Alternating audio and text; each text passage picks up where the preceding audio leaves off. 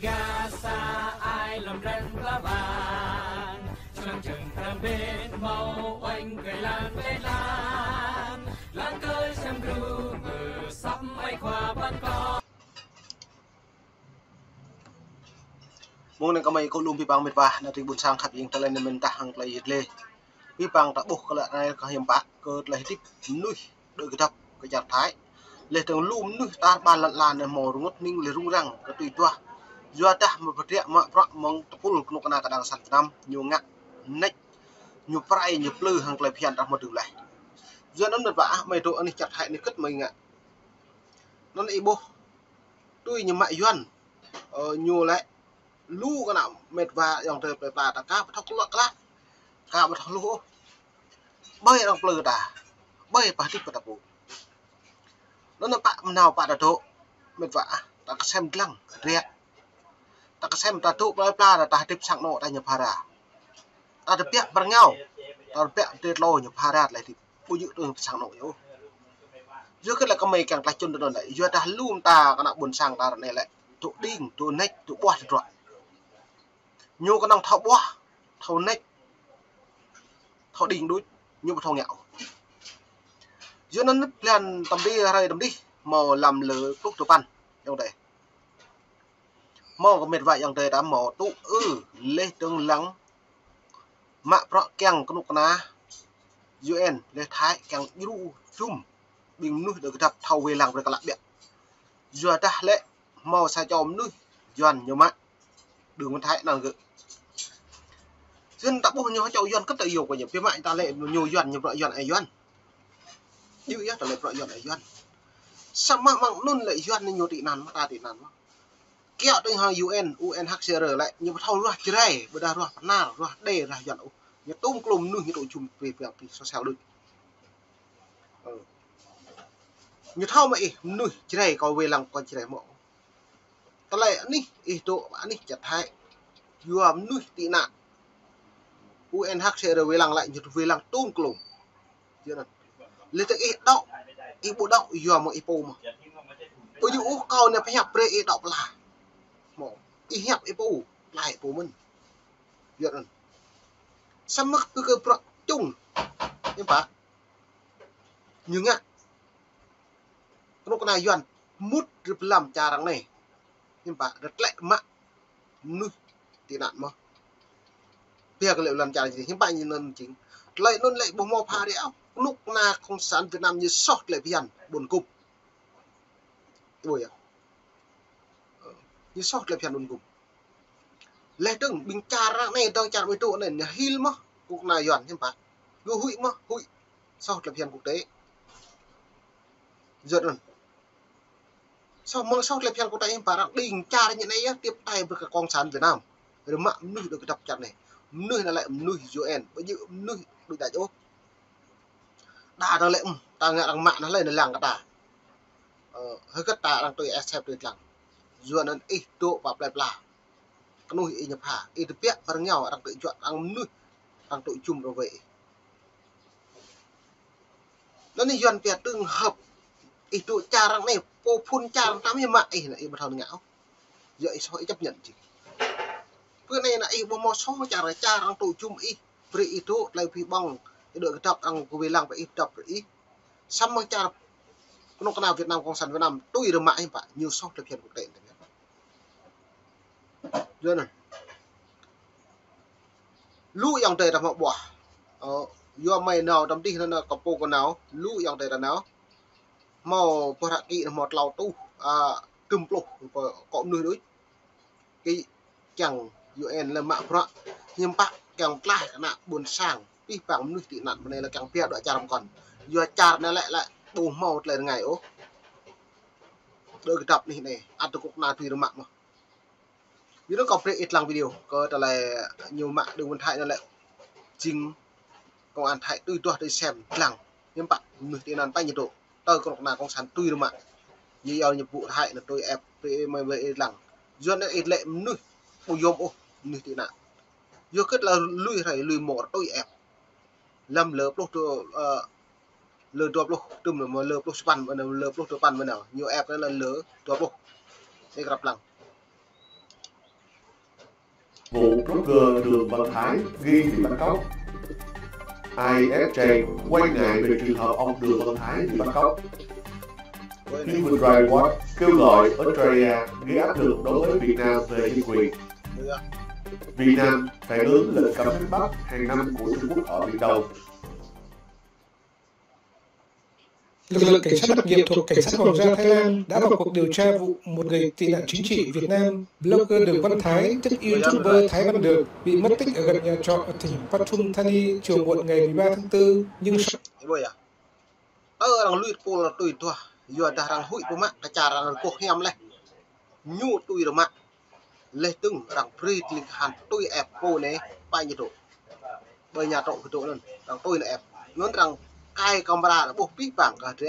cái tình nhu chúng ta, lê thế cơ nhiều mạng nuôi, bia cần ít lần tràn Việt Nam, nuôi nó lại cô nghệ YouTuber,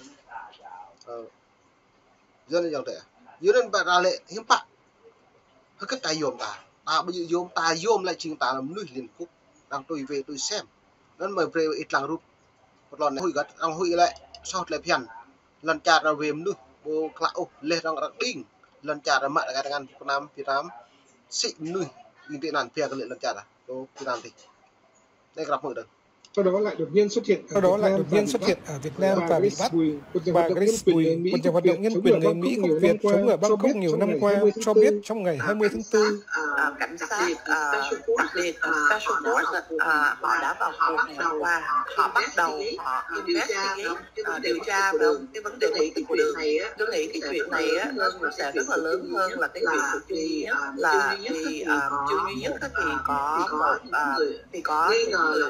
nghi ngờ là cảnh sát Thái Lan giúp đỡ, nhưng mà trong cái vấn đề này tôi nghĩ là không, cảnh sát Thái Lan không biết điếu, tự vì đã nói chuyện với cái người trưởng cảnh sát thì ông ta này thì ông ta nói là không có biết gì hết. Tôi nghĩ là cái này là Việt Nam tự làm vậy. Phóng viên gửi email cái vàng rọ đầu Việt Nam nhà tự nhận cái một mà giữaนั้นtôi lao từ nhất lại đang đinh cảnh sát Thái Lan tiếp tay xong bây giờ từ nó bây giờ giữaนั้นhạ này tròn lóc từng cái một nạc sản như ngạn nó lại chính cái vàng thiện một nào Việt Nam nó lại như ngạn là mong niệm nạp có thể chính phủ Thái nó lại nhiều chứ hàng lời phi bằng hàng trả Việt Nam giữa ta Việt Nam lợi dụng mong này rồi mạng nuôi được tập trả gỡ nó đi công an ấy bộ rụp nó lại hiếm bạc đặt tôi xem tạo mong sang nhiệt độ này như đây này như nào đây có phê này đi nó bộ vì này nó đang điều tra chi phù dùng đường Thái nó lại nhờ chỗ anh lần trả Việt Nam cục nào Việt Nam cự lại để gặp lại cho cảnh sát Hoàng gia Thái Lan để kiểm chứng thông tin trên nhưng chưa nhận được phản hồi. Bà Grace Bùi cho Đài Á Châu Tự Do biết song song với điều tra của cảnh sát Thái, nhóm của bà bắt đầu thu thập thông tin các đoạn camera an ninh về đường đi của ông Đường Văn Thái trước khi bị mất tích để phản bác thông tin mà phía Việt Nam đưa ra. Mục tiêu của nhóm là lấy lại công bằng cho Đường Văn Thái, bảo vệ người tị nạn Việt Nam ở Thái Lan và cho thế giới biết rõ sự vi phạm nhân quyền của Hà Nội, cho dù quốc gia này đang là thành viên của Hội đồng Nhân quyền Liên Hiệp Quốc. Bà nói bà cho biết ông Đường Văn Thái ngày 13 tháng 4 về nhà và đi đến một Thái này bố rụp cái lạc đi đây là nhìn đập lên cà phê hoặc lập sáng đôi là ngay bán cà phê ở gần đó để mua 2 cốc cà phê rồi đi đến khu công viên trong Đại học Công nghệ Rajamagala cách Bangkok chừng 50 km về phía bắc. Tại đây ông uống cà phê cùng với một người tị nạn mới quen, Facebooker Lộc An Hà. Sau đó hai người chia tay, người bạn ở lại còn ông Thái đi về hướng nhà trọ của mình và từ đó không ai liên lạc được nữa. Phóng viên có liên lạc với Facebooker Lộc An Hà, tên thật là Nguyễn Khắc Bình Lộc, và được người này cho biết thông tin bà Grace Bùi thu thập được là chính xác. Ông Lộc, một người hoạt động về tự do tôn giáo ở Bà Rịa Vũng Tàu và thường xuyên bị sách nhiễu bởi chính quyền địa phương, cho biết thông tin người bạn mình nhập cảnh trái phép từ Lào về Hà Tĩnh là bịa đặt vì Đường Văn Thái không có ý định về Việt Nam và không thể vượt 920 km đường bộ trong thời gian một ngày từ trung tâm Thái Lan đến biên giới Việt Nam được.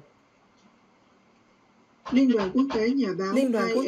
báo ISJ trụ sở chính tại Bỉ vào ngày 20 tháng 4 lên tiếng quan ngại về trường Bí bằng hàng lề có một nào cầu săn Việt Nam nhiều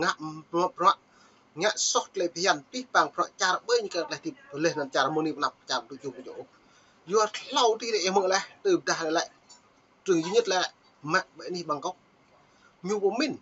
lên như kép lên so như càng nước trà Thái Lan này so một là phèn cái nhiều làm biết rằng cái đình nhiều lại chính xả xăm bây giờ nó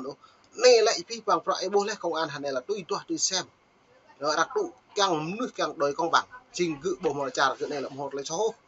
do nên Việt Nam như tự nghiệm cái nhiều bầu đấy như tí mút mà lệ tướng hàng tới lại nuôi bọn chặt hay này riêng như vậy nên luôn tại bộ mà tôi đã tạo một từng tôi đã tạo một đặc prong bởi đi văn phòng cao ủy liên quốc Sydney lại này đang bộ bùng ràm sẽ này giữa nó có thể một nếp nắp lệ từng tôi đã tạo một ngăn chặn làm lợn lúc tụ pan bộ mà nó mà nó đã bởi văn phòng cao ủy liên quốc lần nó nằm ít tụ bởi này thì nào để đuôi bộ mà đều vào văn phòng để Sydney hẹp bộ một lời mở giữa các lời mở lại ít nào bạn này phun đến tầm lấy hiểm bạn ta bàn lần là này thâu lên mười nào hiểm bạn mười nào bữa dự nào mười prung tớ cao ủy liên quốc mười nào lại kẻng tố cáo Việt Nam vi phạm bộ luật nhân quyền vi phạm còn luật quyền con người được sống được quy chế thế nào dưới nó mười nào nó mười ta vi phạm bằng đồn điều ngữ nền mười ta mười thầu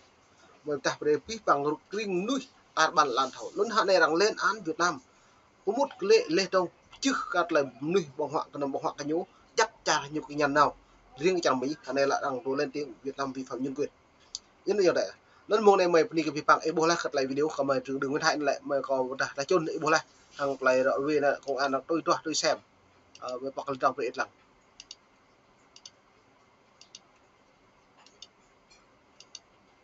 này họ làm cái nào gần nhà trọ Pathum Thani chiều muộn ngày 13 tháng 4 nhưng sau đó lại đột nhiên xuất hiện Pathum Thani chiều muộn ngày 13 tháng 4 nhưng sau đó lại đột nhiên xuất hiện ở Việt Nam và bị bắt. Bà Grace Bùi cập nhật hoạt động nhất lưu mệt vàความtuần nạo mòn tạo đinh liệu bật tháo lũ liệu chọn là loại dần ta như ta bật tháo ta tụ này là tụ quy chế tị nạn Liên Quốc UN những bật tháo can Israel pana để pi bằng loại như các Israel chưa cô lấy được ngạ không được thâu tua cái đấy có lúc na chả thay này nhiều mại y bùi ngạ sam tan có sam mất cái thu y mại đang có thể lên tiếng vậy đang tôi xem rồi yêu cái chẳng đời công bằng vậy nên là gì ta nằm chụp là ta nằm mít mạch nằm nhịp pol cả po roh ta yuan bây giờ roh ta cầm mi bằng nên như vậy tôi đã đoại lên là bình roh tôi được mạng mà nhiều sinh sót để phèn buồn cùng prong lẽ đang chấm mạng prong thay nhô mà ta bàn luận là này cái nhầm mạng prong thay nhô hàng lấy prong nhiều ngạn bây giờ cái gì nuôi nhiều sót để phèn trả rằng hắn này đang trả 10 trộn để chặt thay này hil mất con nào cái đồng đang có sản Việt Nam nhưng bạn như ngạn cái buổi nhưng ngạn lại bông hoa pha đấy nhiều càng là nghi ngờ như lại tiếp tay với cái nhô cái buổi trình rùi ruột là bác như mình sao bây giờ nó nên môn em hôm nay môn em đừng lú lo để cái níu cầm thư ta bạn đi và thật đây buộc lại thật lấy hình cặp hay môn đừng quan hại này lại rồi thật lấy nuôi quy chế thế nạn độ Thái Lan mong cục này giòn tôi được mặt mình ta bạn đi được một loại